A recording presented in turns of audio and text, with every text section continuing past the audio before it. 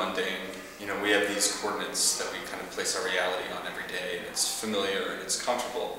And sometimes when there's something slightly out of place, it can become ultimately jarring. And a lot of the times we don't have an immediate language for that, so we assign different meanings to it as time goes on. For example, like in a photograph I took once of a trash bag in a bathtub, I took that because of something that had happened in the bathroom, and every time I would step on the floorboard would creak. And so every time the creak would happen, I would recall what had happened then. So it has a lot to do with memory and things that disturb within the environment, within your comfortable home environment.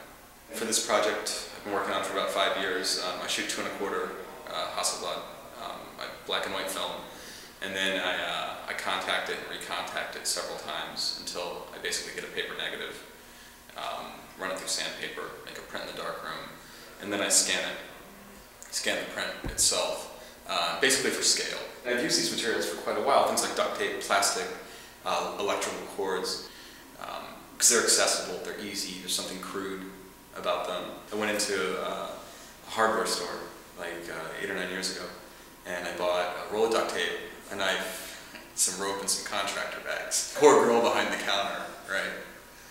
About 3 years ago now, I applied for a Fulbright fellowship to Stockholm, Sweden. It was really quite amazing, and I think most of it was environmental.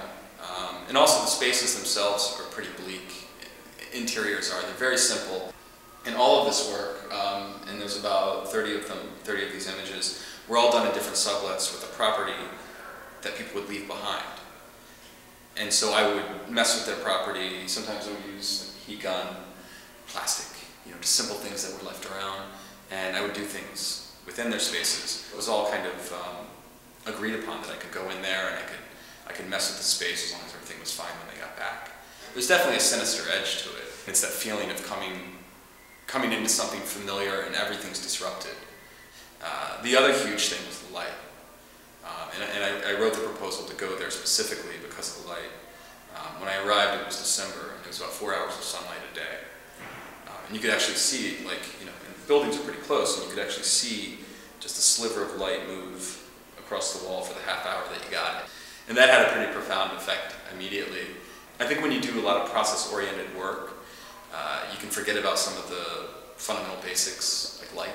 And then once the sun wouldn't go away, it was really kind of maddening, because I started to notice that things that were truly frightening isn't like the boogeyman in the corner, It's the stuff that's starkly lit, where you can see everything.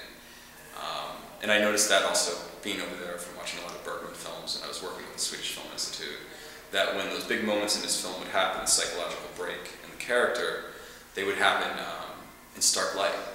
There's a passage through the dusk, but then in the light, everything is realized.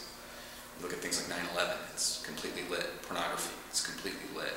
It's this idea that things don't attach themselves to the imagination, that they would rather attach themselves psychologically to recall. What does it remind me of, rather than how can I fill in the blanks?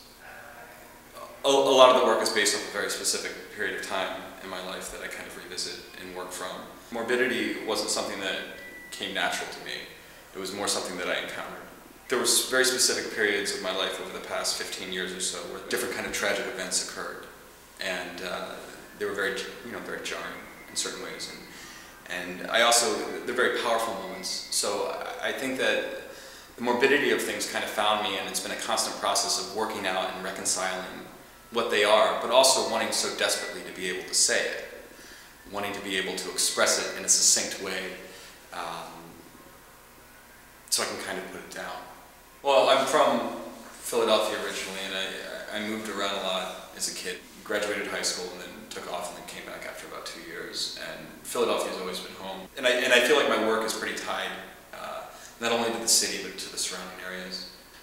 But there's something about the city that I've always loved. It is pretty mundane. And I find that the little things that you can run across in it are quite exceptional. And I think it makes it very different than anywhere else. It doesn't really have this overwhelming identity, it's Philadelphia.